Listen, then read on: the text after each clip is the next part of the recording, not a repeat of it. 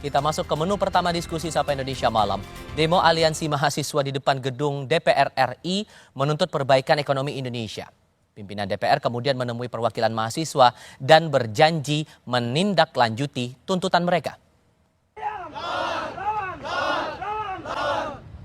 Mahasiswa di sejumlah daerah kembali melanjutkan demonstrasi Jumat kemarin. Mereka menuntut perbaikan kondisi ekonomi bangsa. Di Jakarta, mahasiswa dari Universitas Trisakti, Mercu Buana, dan Esa Unggul melakukan konvoi menuju gedung DPR RI di kawasan Senayan.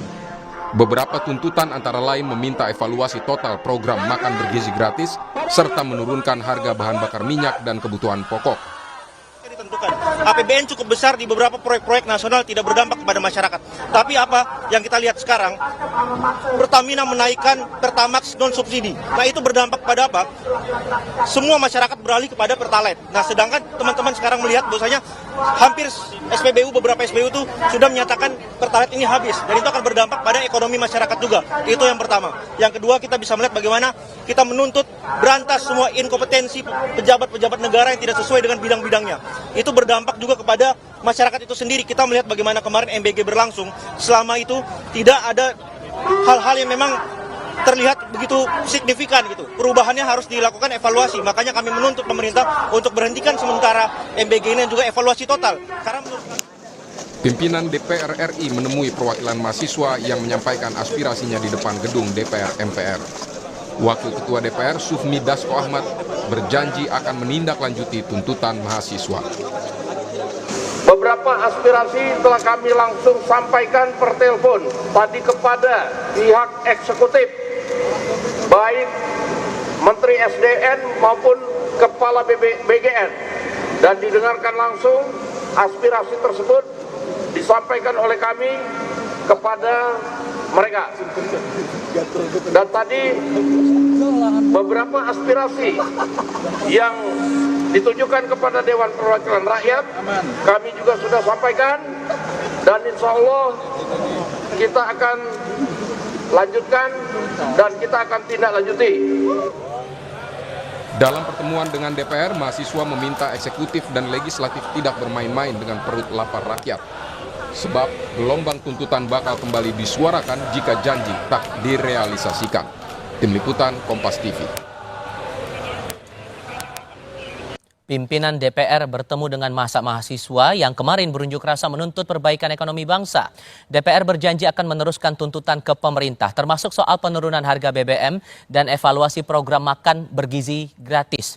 Apakah respons itu cukup bagi mahasiswa? Bergabung dalam diskusi malam ini, Presiden Mahasiswa Universitas Trisakti Denny Ribowo, Ketua Komisi 2 DPR RI Rifki Nizami Karsayuda, dan Direktur Eksekutif Carta Politika Yunarto Wijaya. Selamat malam semuanya dengan Tifal di sini. Selamat malam Mas Tifal, Bang Rifki. Selamat malam semuanya, terima kasih sudah bergabung dalam diskusi kami malam ini. Bung Denny, sudah ada respons kemarin dari aspirasi teman-teman disampaikan di DPR, lalu kemudian bertemu dengan pimpinan DPR menyebutkan sudah diteruskan itu dan akan segera ditindaklanjuti. Tapi dari pihak mahasiswa sendiri berharap adakah batas waktu, tenggat waktu agar seluruh tuntutan itu bisa ditindaklanjuti oleh pemerintah? Baik, terima kasih Mas Tifal.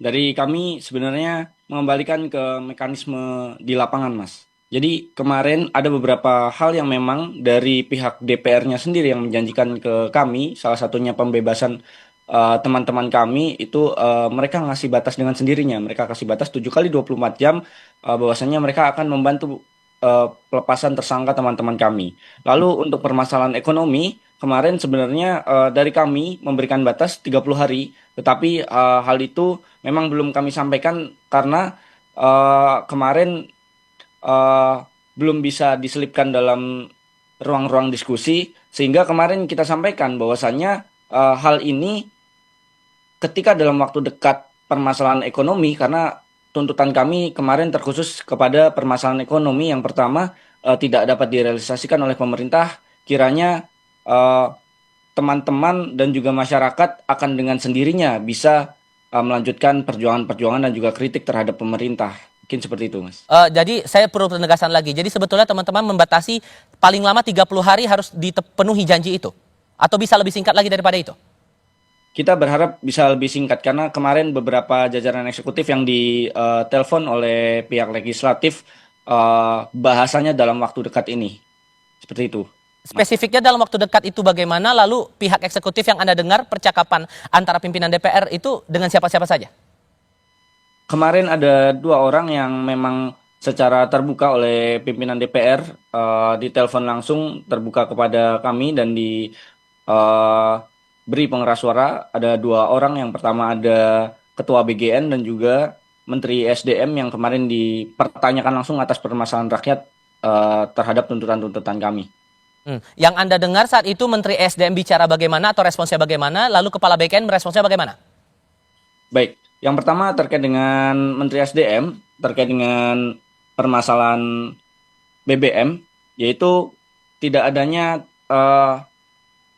transparansi saat kenaikan harga Pertamax naik, dan juga hari ini teman-teman juga mengetahui gitu, harga minyak dunia sudah mulai menurun, tetapi penyesuaian harga Pertamax masih belum bisa dilakukan oleh pihak Kementerian SDM. Tetapi yang disampaikan beliau juga mengafirmasi apa yang kita sampaikan, bahwasanya harga minyak dunia hari ini sudah mulai turun, dan hari ini beliau menyampaikan dalam waktu dekat insya Allah kita akan melakukan penyesuaian harga. Lalu yang kedua terkait dengan kelangkaan Pertalite yang sudah mulai ada di beberapa daerah dan juga di pemberitaan sudah mulai naik. Hal itu disampaikan kontra narasi terhadap apa yang kita sampaikan. Jadi beliau menyampaikan bahwasanya hal itu tidak benar dan stok BBM kita masih ada. Dan kita sampaikan juga, Bapak boleh lihat di berita bahwasanya dan boleh dicek di beberapa titik yang salah satunya kami mention kemarin di SPBU dan Mogot itu kehabisan Pertalite, sehingga kami sampaikan dan beliau berkomitmen untuk mengecek dan menyelaraskan apa yang disampaikan, bahwasanya ketersediaan bahan bakar subsidi ini sesuai karena dampaknya terhadap ekonomi dan bahan pokok ini sangat signifikan. Mas Rifki, karena salah satu tuntutan, kalau saya kutip tuntutan dari teman-teman Universitas Trisakti, salah satunya adalah untuk pemulihan ekonomi dan politik nasional. Kalau Anda dan teman-teman Komisi 2 sendiri merespons tuntutan ini, akan bagaimana meneruskan aspirasi itu ke pemerintah, Mas Rifki?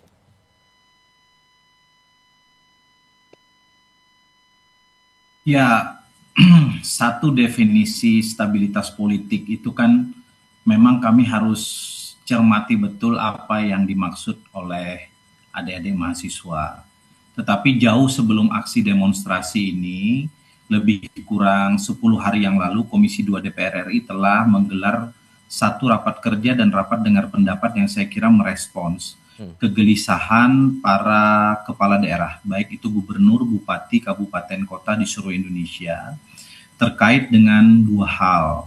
Satu, realokasi transfer keuangan pusat ke daerah yang kita sering sebut dengan transfer keuangan daerah. Karena hampir 90% daerah kita baik provinsi, kabupaten, kota sangat tergantung terhadap APBN. Maka ketika terjadi realokasi TKD menjadi program-program prioritas yang lain, tentu APBD-nya menjadi sangat terbatas ruang fiskalnya. Di sisi yang lain, mereka diberikan kewajiban oleh Undang-Undang Hubungan Keuangan Pusat dan Daerah, alokasi belanja pegawainya nggak boleh lebih dari 30% APBD. Sementara kepala-kepala daerah hasil pilkada tahun 2024 yang lalu itu mewarisi kebijakan kepala daerah sebelumnya, yaitu pengangkatan secara massal pegawai pemerintah dengan perjanjian khusus atau P3K yang oleh undang-undang itu dibiayai oleh APBD. Sehingga kemudian atas kegelisahan itu kami undang ke Komisi 2 DPR RI bersama Menteri Dalam Negeri dan Menpan RB. Ada beberapa hal yang kami sepakati. Dan Mas saya kira ini tinggal menunggu tindak lanjut dari pemerintah. Kebijakan dari pemerintah pusat kepada pemerintah daerah. Agar daerah yang sekarang kesulitan memenuhi lebih dari 30% maksimal APBD-nya untuk belanja pegawai, sebagian daerah yang memang tidak mampu untuk memenuhi itu, khusus misalnya untuk tenaga kesehatan dan tenaga kependidikan, itu dibiayai P3K-nya melalui APBN.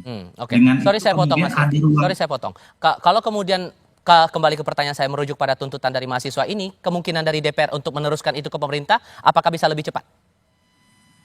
Ya ini kami sedang, kan itu sudah ada pemerintahnya. Kalau di Komisi 2, kami tidak pernah menggelar RDP, RDPU tanpa ada dari eksekutif. Jadi kami mendelivery satu isu itu langsung kepada policy makers, dalam hal ini pemerintah. Nah, Mendagri, Menpan RB itu sekarang sedang berdiskusi dengan Menteri Keuangan, Menteri Bappenas untuk merumuskan afirmasi ini. Apa kaitannya ini dengan politik, stabilitas politik? Kalau di daerah tidak sanggup membangun karena ruang fiskalnya itu nggak ada lagi, maka kan kemudian ekonomi dan politik di daerah pasti akan sangat dinamis. Para gubernur, bupati, wali kota akan sangat sulit untuk memenuhi janji-janji politiknya, akan sangat memenuhi kebutuhan-kebutuhan masyarakatnya, dan itu pasti akan meningkatkan sedikit banyak eskalasi di daerah. Oke. Sesuai dengan kewenangan kami mencoba untuk menjerat bisa memberikan afirmasi. Saya senang betul aksi tadi malam setelah diterima oleh Bang Dasko dan Kang Saan itu merumuskan beberapa kesepakatan. Salah satu kesepakatannya adalah efisiensi dari program makan bergizi gratis yang sudah disisir dan disasar oleh Badan Gizi Nasional sebesar 70 triliun rupiah. Tentu ini kan terus berjalan sebagaimana pernyataan dari BGN. Apakah itu misalnya terkait dengan dapur-dapur yang tidak tepat sasaran, yang kemudian memang harus ditutup di level perkotaan yang menyasar siswa-siswa kelas menengah ke atas, yang sekarang sudah disinyari lebih dari 75 dapur yang ditutup. Nah, seluruh efisiensi ini menurut pandangan kami, itu bisa digunakan, satu, untuk memberikan subsidi kepada daerah, agar stabilitas ekonomi dan politik di daerah itu terjamin. Yang kedua, termasuk juga kita bisa menambahkan subsidi terhadap sektor yang dirasakan oleh rakyat, termasuk sektor energi, BBM yang juga menjadi salah satu concern dari adik-adik mahasiswa. Sehingga pertemuan tadi malam saya yakin 1-2 hari ini akan segera ditindaklanjuti oleh DPR, akan memanggil para menteri-menteri terkait, karena tren DPR sekarang bukan hanya sekedar penampung aspirasi. Saya berterima kasih kepada pimpinan DPR yang sekarang juga mampu menjadi mediator dari aspirasi, dan dalam banyak pertemuan yang dipimpin oleh pimpinan DPR berhasil menghasilkan polisi-polisi baru. Saya kira itu.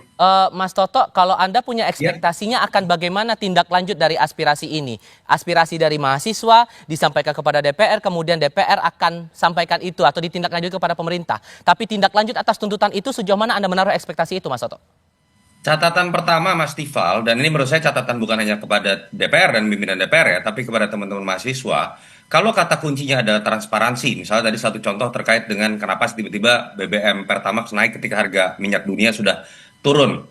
Kenapa kemarin pertemuannya tertutup? Itu yang saya sayangkan. Kalau berbicara mengenai transparansi, harusnya pertemuan yang digelar kemarin itu dibuat saja terbuka. Mas Tifal jadi nggak usah nanya lagi tadi.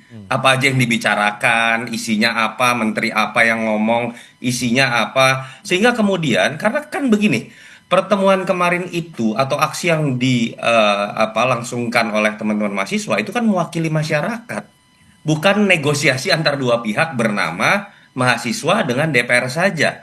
Tapi antara DPR sebagai wakil rakyat dengan mahasiswa yang mewakili aspirasi masyarakat yang belum didengar oleh DPR selama ini. Itu poin pertama. Poin kedua, kita apresiasi lah. Ada komunikasi yang menurut saya paling tidak harus kita hargai, ditemui yang namanya aksi mahasiswa. Sehingga aksi mahasiswa ini bukan dilihat sebagai ancaman, tapi sebagai alarm evaluasi.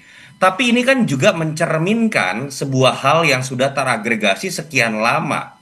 Kalau sampai mahasiswa harus teriak-teriak, turun ke jalan, datang ke depan gedung DPR, atau kemudian menuju istana, artinya mereka sudah bingung harus teriak kemana lagi. Ketika mereka sudah bingung harus teriak kemana lagi, artinya kan ada fungsi agregasi politik dalam fungsi penganggaran, dalam fungsi legislasi, dalam fungsi pengawasan yang selama ini dianggap tidak berjalan dengan baik.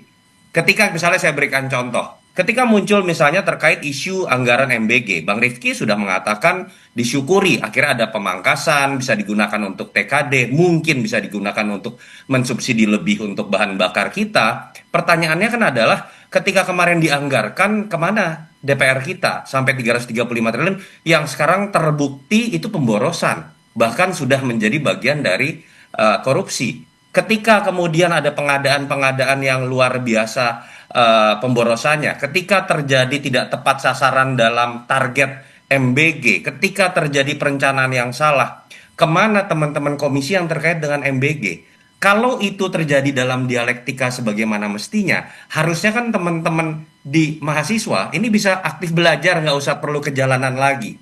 Nah, ini yang menurut saya, jangan-jangan kita harus bicara mengenai satu hal yang mungkin sensitif ya, Mas Tifal. Apakah jangan-jangan kalau kita mau berpikir positif, saya percaya teman-teman anggota DPR ini niatnya kerja, minimal bisa terpilih lagi kalau kerjanya bagus, nggak diteriakin oleh masyarakat. Tapi jangan-jangan suara mereka terbelenggu oleh karena koalisi dalam sistem presidensial yang menurut saya mungkin salah diartikan. Ketika koalisi ini diartikan balas budinya adalah mereka dikasih jatah menteri, dikasih jatah proyek, tapi balasannya adalah partai-partai melalui anggota DPR jangan kritik apapun program prioritas dan kebijakan pemerintah. Oke. Dan ketika itu terjadi, nggak akan ada satupun anggota DPR yang bisa bersuara menyuarakan aspirasi konstituennya. Pada titik itulah kita akan melihat kebuntuan dan akhirnya harus terjadi teriak-teriakan oleh mahasiswa, suara-suara yang ramai di netizen di sosial media, barulah kemudian direspon oleh teman-teman DPR. Kan harusnya ini tidak perlu terjadi. Kira-kira itu Mas Didi. Mas Denny, ini ada muncul pertanyaan kenapa kemudian sampai tertutup? Apakah dari teman-teman mahasiswa sempat ada dorongan juga sebetulnya dalam pertemuan itu lebih baik terbuka saja? Baik, mungkin hari ini bisa menjadi jawaban atas statement tadi yang disampaikan. Hari ini mungkin publik bisa melihat di akun Instagram Kepresidenan Mahasiswa. Jadi kemarin mungkin kalau memang tidak bisa dilakukan secara live dari mungkin akun-akun media yang memang hanya diizinkan masuk di depan, tapi kemarin saat pelaksanaan kami melakukan secara live. Jadi komunikasi kami dan juga apa yang terjadi diskursus di dalam itu sudah kami upload juga di media akun Instagram kami. Jadi pembicaraan di dalam itu mayoritas sudah kita up dan terakhir menjelang penutup itu memang sempat terpotong sinyal, nggak bisa kita upload secara keseluruhan. Jadi mungkin transparansi apa yang terjadi di dalam bisa dilihat di situ. Jadi kami yang menginisiasi transparansi kepada masyarakat, bukan dari pihak legislatif. Lalu yang kedua, terkait dengan tadi disampaikan terkait sebagai mediator antara masyarakat dan juga pemerintah. Tadi saya sangat menolak hari ini DPR seharusnya tidak hanya menjadi mediator, tapi juga memberikan solusi karena ada beberapa hal yang terlewatkan dan itu menurut saya menjadi hal yang perlu dipertanyakan di beberapa rapat yang dilakukan dengan badan terkait atau kementerian terkait. Tetapi komisi terkait, seperti contoh terkait dengan pembelian sepeda motor listrik dan lain-lain, itu DPR sempat menyatakan bahwasannya kami tidak mengetahui. Dan itu kan hal yang sangat krusial, anggaran yang cukup besar, yang harusnya DPR bisa mengawal dan DPR bisa mengetahui hal tersebut. Dan hal-hal inilah yang hari ini kami sayangkan sehingga mungkin kami perlu bersuara di jalan, kami perlu turun dan kuliah di jalan. Untuk bisa memanggil ketukan hati nurani DPR untuk bisa melihat permasalahan-permasalahan masyarakat. Mungkin seperti itu. Kami apresiasi Anda bertiga sudah mau bergabung diskusi malam ini. Mas Denny, Mas Rifki, Bang Toto, terima kasih sudah bergabung bersama kami. Selamat malam semuanya, sehat selalu. Terima kasih Mas Tifal, Bang Rifki.